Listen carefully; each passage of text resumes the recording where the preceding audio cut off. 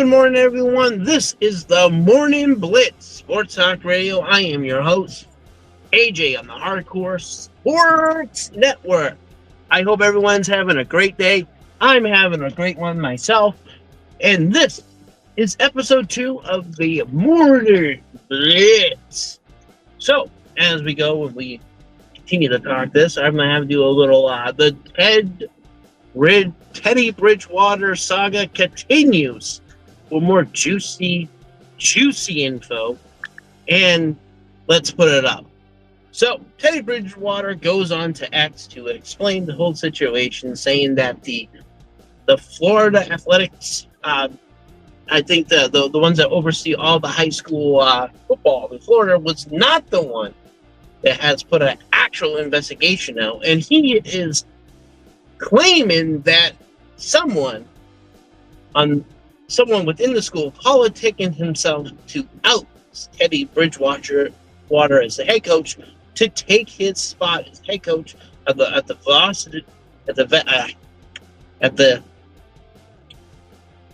so basically the JV head coach is rumored to be the one who filed the complaint against Teddy Bridgewater and the fact that he was using his own personal funds.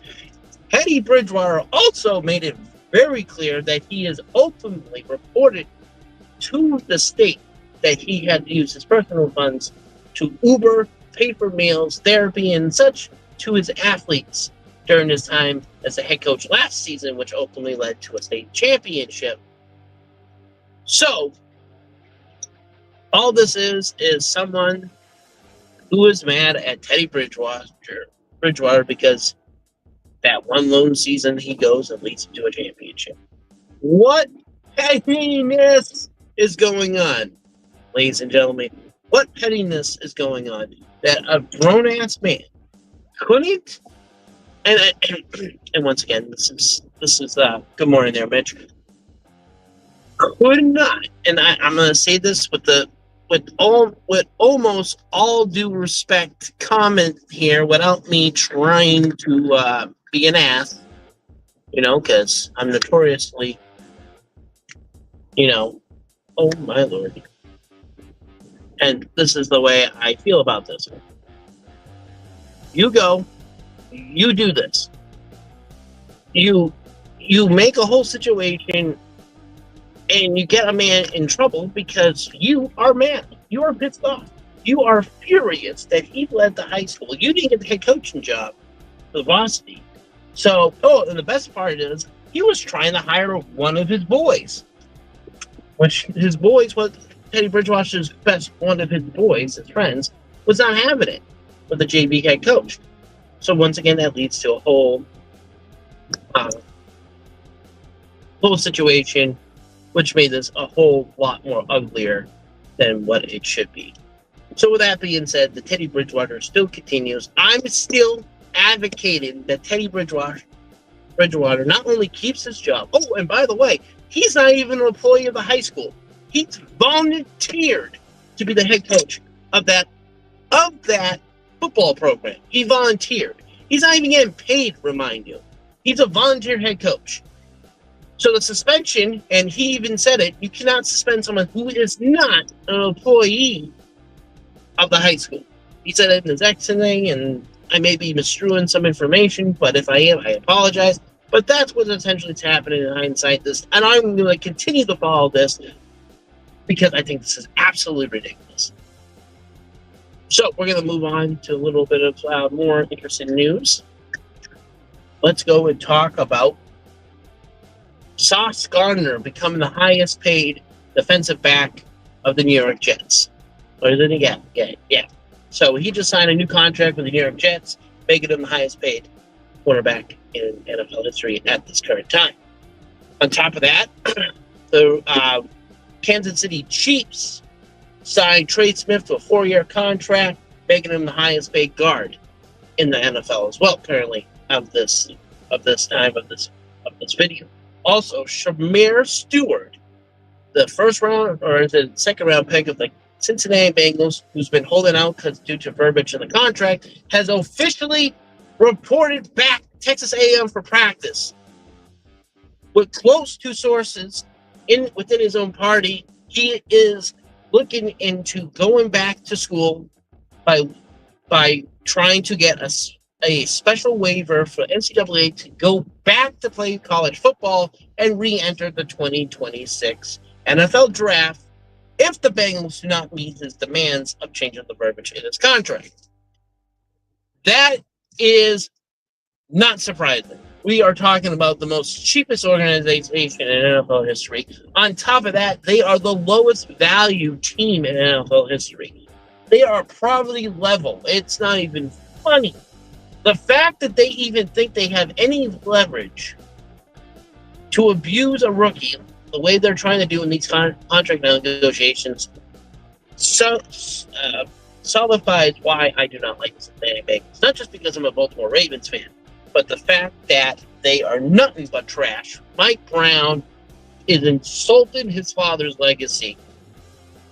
If no one knows, Mike Brown is the son of legendary coach and founder of the Cincinnati Bengals and the namesake of the Cleveland Browns, Paul Brown. Once again, and they have always been notoriously stingy about their players. Look what happened with Carson Palmer. It took forever to get that poor man out of Cincinnati.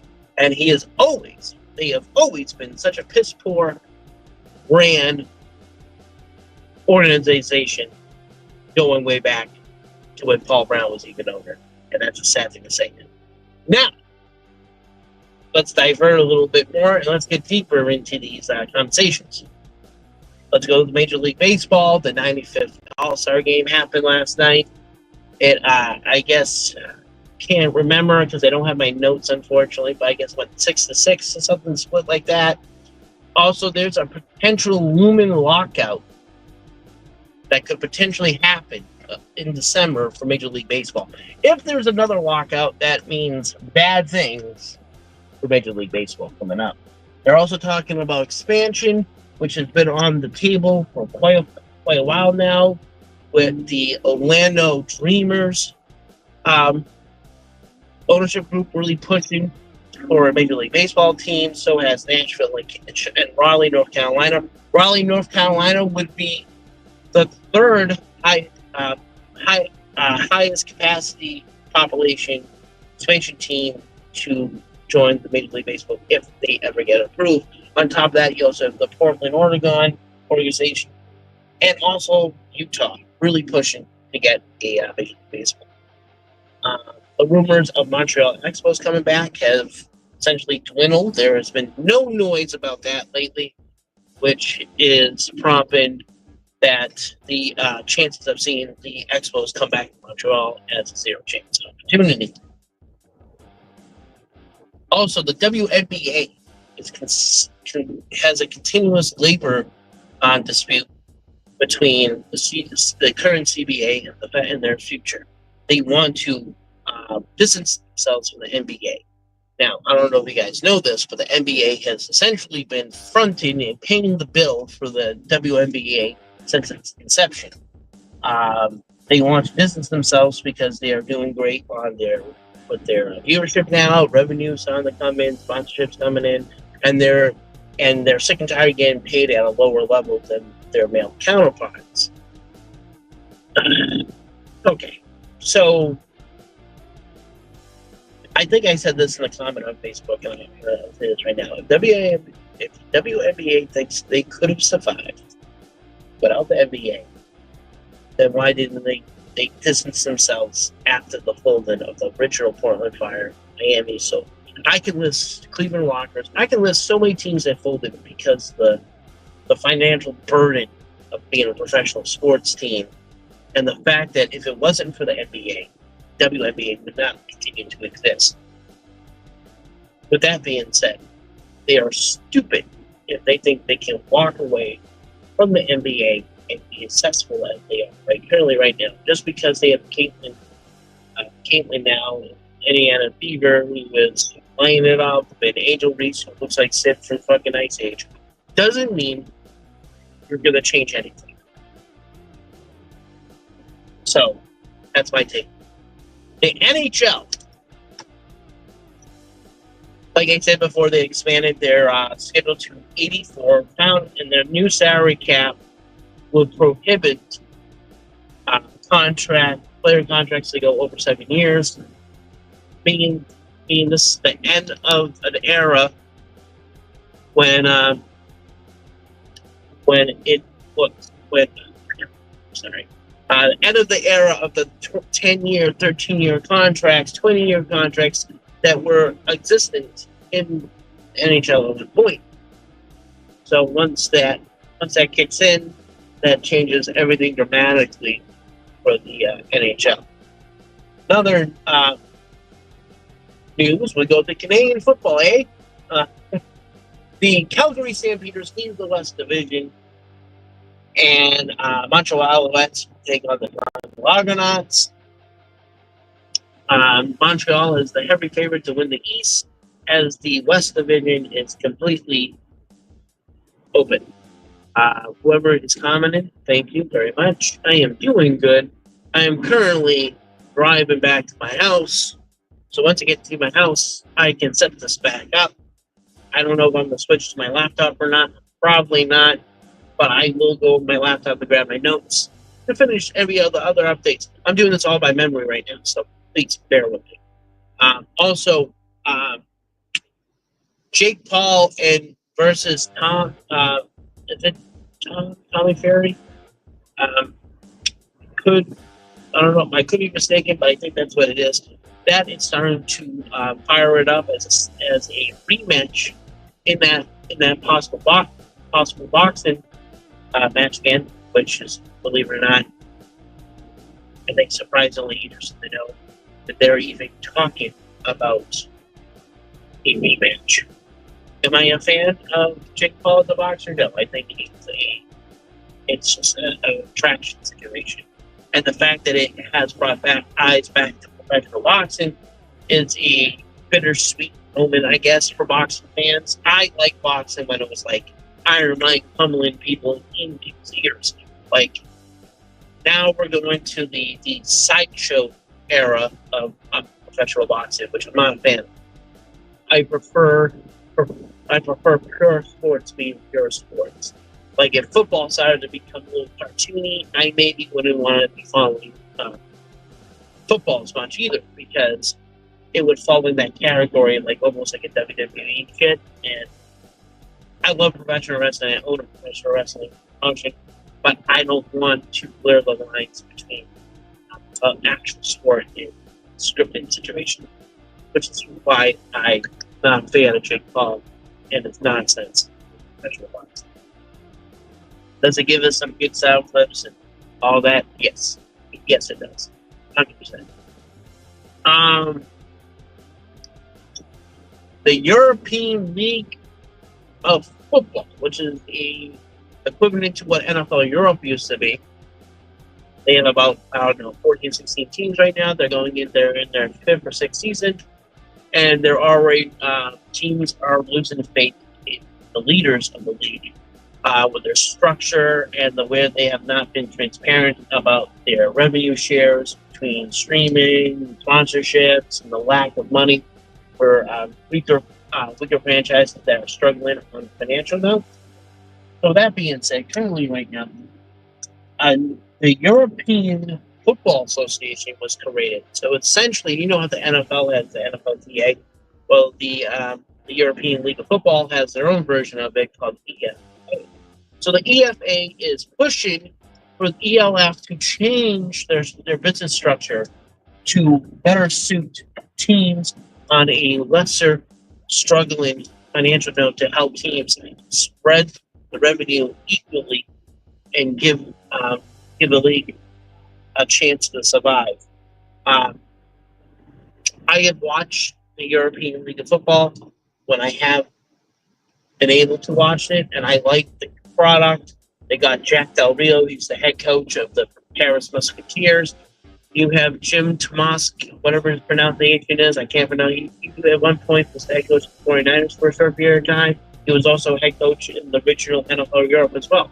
He is the current head coach of the Rain Fire. Just so you know, they have resurrected a lot of the NFL Europe teammates with permission of the NFL. So, or like Frankfurt Galaxy, the Rain Fire, You got the Hamburg Sea Devils back. You have they had the Barcelona Dragons, but because they put a team in Manor in Spain called the Bravos, kind of essentially outplayed and outdid them on a financial note because they had more money than the Barcelona resurrected Dragons, which led them to suspend operations, which brings back to what the EFA's issues are with the current league structure. And they I don't know how to really word it, but they feel that there's incompetence in the leaders of the league. And I guess I kind of see it because first of all, they expanded way too quick. And they did take some pre-existing, which is funny. I didn't realize how many American football leagues there were in Europe. There's a lot. So there's the Munich Ravens, which is the new team, the Norwich Storm, which is the new team, the Paris Saint-Germain, the new team. These three teams that I just listed in the Bravos are original franchises. They have no ties to them for Europe, no other league in Europe, all original teams. Okay? Surprise, surprise, I'm a big Ravens fan. But if I was going to really choose a team right now, I really do like Paris Musketeers. But New York Storm is doing really well for a first season team. They're in the leadership. They're in the runner-up to actually make playoffs, which is bizarre because a lot of first-year expansion teams in this league don't really run the table as the Musketeers, as the New York Storm and the Paris Musketeers have done. I'm not surprised. I really picked the Musketeers to really run the table this season due to the fact they sold Jack Del Rio, who I've always felt was a really good coach.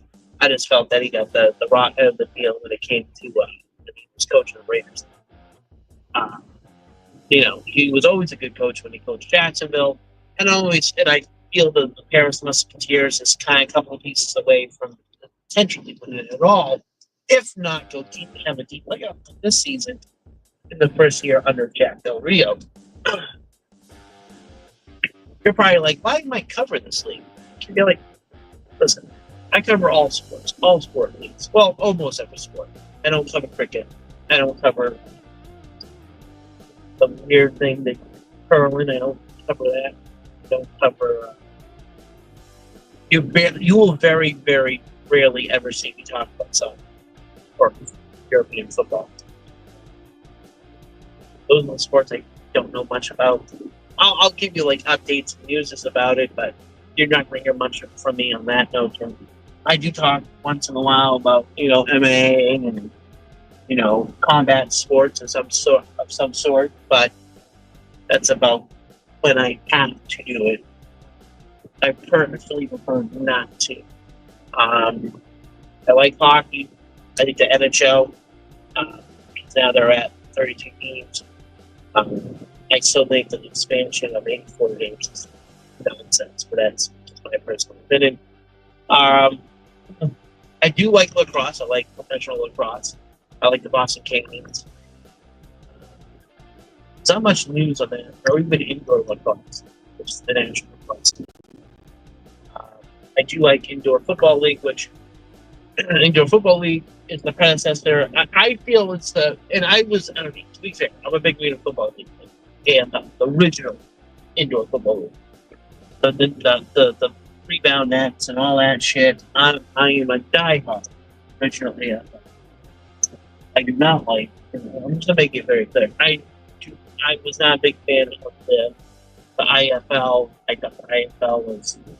At first, I thought it was a bush league operation. It really isn't. They eventually stepped their game up and became a big time player. Professional indoor football things. So, out of respect, I have to give them their flowers because they're doing a really amazing job. And they're continuously to improve and make the indoor football league just a better end product than probably anything else out there. So, with that being said, I appreciate it a lot.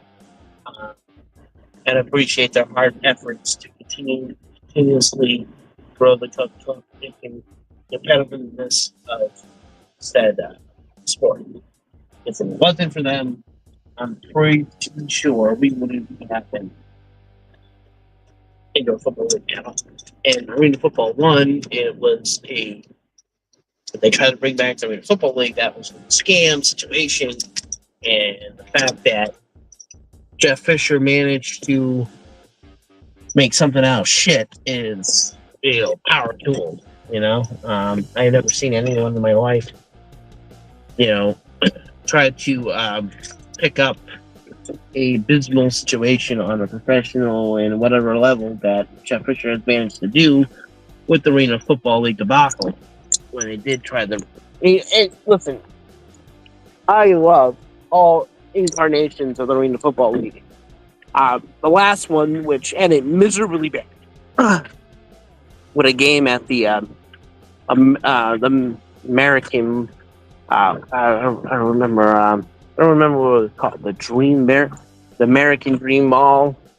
So they had like the Arena Bowl in a shopping mall for a championship, which I thought was, at first I thought it was stupid, but now that you had, like professional wrestling, like Game Changer Championship Wrestling did one of their events there, I guess it's not too out of the norm now to expect a professional sport at that level to do such stuff as that. So, yeah, do I find it to be slightly weird? Yeah, I do. I find it to be slightly weird, but power to them. Like I said, there's a.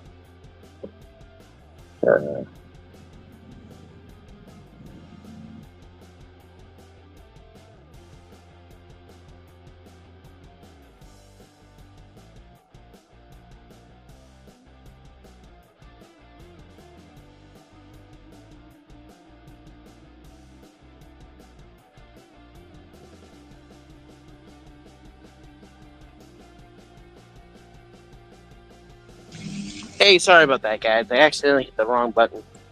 So, that's my fault. I apologize. So, going back to what I was saying, with all that stuff happening on a professional sports level, we're going to be, new sport leagues come all the time. I mean, look at the United Soccer League. It's starting to become a thing, become a much bigger thing than Major League Soccer, which right now the owners who run Major League Soccer is actually in panic mode right now since they introduced the excuse me, that is my son. I apologize. Honey?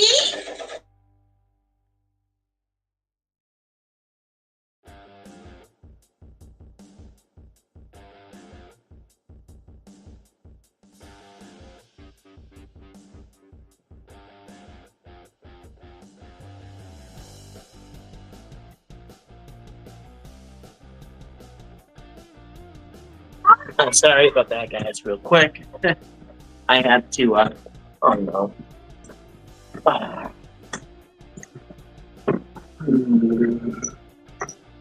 So, with that being said,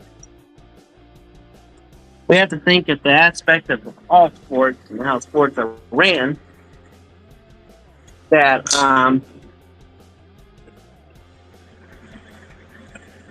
that at all levels of professional sports, there's so much stuff that happens. As I'm here right now, I'm going to go look at my notes. So the way I look at it right now, all the professional sports leagues have their fumbles, their hiccups, right? And I feel that right now, we are slowly in an era where social media have taken over professional sports one way or another. Now, is that a good thing or a bad thing? I don't know. I don't know if it's a good or a bad thing. I think the landscape of professional sports have changed so much at such a dramatic level that it is getting more complicated to operate things at a certain level. And that right there is the problem. I'm going to be switching over to my home-based operations here. So if there's a pause in the stream, I apologize, but that's what essentially the whole thing is going to be. So I'm going to go pop up my notes right now, and I'm going to give you guys a more in-depth news coverage about the sports that's going on, whatnot, and get you guys up to date on what exactly is going on, with all the sport leagues going, with all the sports stuff, and all that. So, once I get that situated, and once I get that all situated, I can back out on this aspect of it.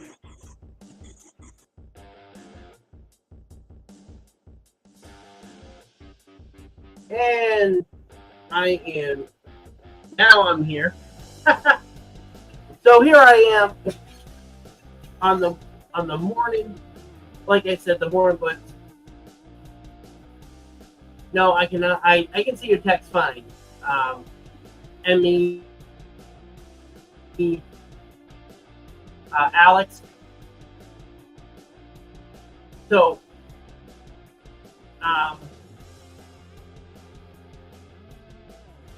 what happened to the rest of your comments? You had.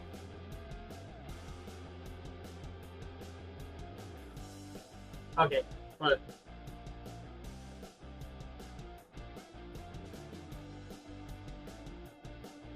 That was weird.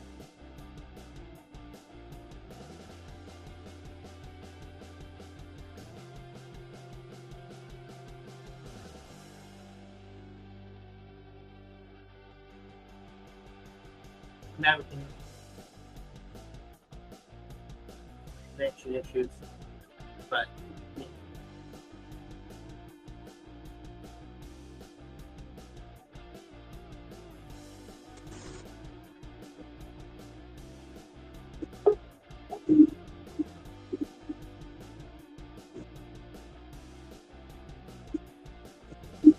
All right, so I'm on here. Sorry. I am back now, and I'm going to go and go over everything else that we have to go over, such as the news for today, so complete recap, and then there we go. So, for the morning sports roundup, here we go. Let's get into it. So going back to when I was talking about the European League of Football, July 15, roster deadline has passed, locking in squads for the rest of the season. Week 9 featured the toughest scoring margins yet and an average differential of just 15.8 points. The European League football playoff race remains razor close, marking this as one of the league's most competitive seasons ever in its 5 years. Like I said, the Calgary Stampeders took over first place in the West with a 24-10 win over the Echelon. Standout Week 6 performers from Damien Alford and Ram North highlighted that success. Top of that, the Toronto Argonauts still hold the Shandor Sanders CFL right. Also, his NFL prospects are ongoing.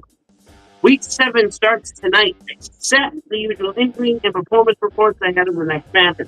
That's for the Canadian Football League. Let's go over to NHL updates. The 2005-2006 regular season schedule drops today at 1 p.m. Eastern with the opening night triple header slated for October 7th. Headlined by Florida versus Chicago, Rangers versus Penguins, Avalanche versus the Kings. The Chicago Blackhawks signed third-round pick Anton on Dell to a 3-year entry-level contract, big step in the rebuilding process. The Florida Panthers are finalizing their banner-raising opener through star Matthew Tkachuk may be sidelined into the holiday season due to lower body injury. A curious off-ice change. A new rule may eliminate the emergency backup goalie role following past epic moments. So no more Zamboni people, becoming a goalie. All-Star Game review from Major League Baseball. The NL staged an epic comeback from the 6-0. They won the first ever swing-off tiebreaker, 7-6 after Calhoun home 3 times, basically hitting 3 home runs. Tony Clark of the Major League Players Association criticized the proposed salary cap as institutional conclusion, warning of a lockout risk if no agreement is reached before December 1st, 2026, CBA expiration. Ongoing hot-button storylines, Detroit's dominant AL Central lead, bullpen health concerns, and the debate over torpedo bats still linger. The Board of Governors has approved an analyst into possible expansion, with Seattle and Las Vegas among the top markets under review. Summer League Rewind, New York and OKC rookie players Karen Sheldon Jr. and Jacoby Walter have impressed notably OKC duo AJ Mitchell and Brandon Costner. Free agency updates still rolling, included deals like Jackson Hayes returns to the Lakers and DeAndre Alton joined the Lakers among the others. NFL news. I already told you that Sauce Gardner officially became the highest paid cornerback in NFL history with a 4-year years. They detailed $120.4 million incentive from the Jets, reinforcing a defensive pay surge sparked by his $31.1 million deal. Jets also extending Garrett Wilson, linebacker, Jamin Sherwood, signaling long-term roster stability. Trent McDuffie is now the focal point for the Chiefs' contract talks following his All-Pro back-to-back season. Around the league, the Bills placed rookie defensive end London Jackson on the PUP list ahead of training camp. So that's all your roundup for news and sports at this moment. So let me go into other thing. There is also a suspension alert. The BC Lions linebacker Tamonko Torre, ex-NFL, has received a 1-game suspension following a post-game brawl. That's some big stuff there. Draft pick Rodomer signed a 3-year ELC with the Buffalo Sabres after going 9th overall in the draft. Stanley Cup champions Florida Panthers will host the season opener on October 7th. Triple header to kick off. We already covered that. Where am I on this? Sorry, I'm just going all the way back on the news here. Okay. Barron, the Broncos' first-round quarterback, has signed his rookie contract while Bengals pick Shamir Stewart remains unsigned, which I already told you guys is going back to Texas A&M. Micah Parsons, the Cowboys, has set high standards early, stating, "I'm going to get mine no matter what."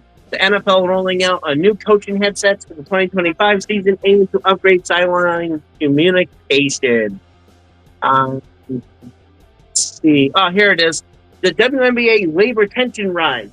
With just 108 days to go before the current CBA expires on October 31st, standout players like Brianna Stewart and Simone Silva are warning of possible work stoppage. Key sticking points include revenue sharing, salary structure, media rights involvement, and benefits. A pivotal face-to-face meeting is scheduled for Thursday in Indianapolis. So that is your roundup, guys, for today. Tomorrow, we are going to do another episode, and hopefully the Teddy Bridgewater saga will follow up some positive notes for tomorrow. as I will be covering more of the NFL news tomorrow morning. So until then, you guys have a great one. And this is AJ, and this is the Morning Blitz Sports Staff here on the Hardcore Sports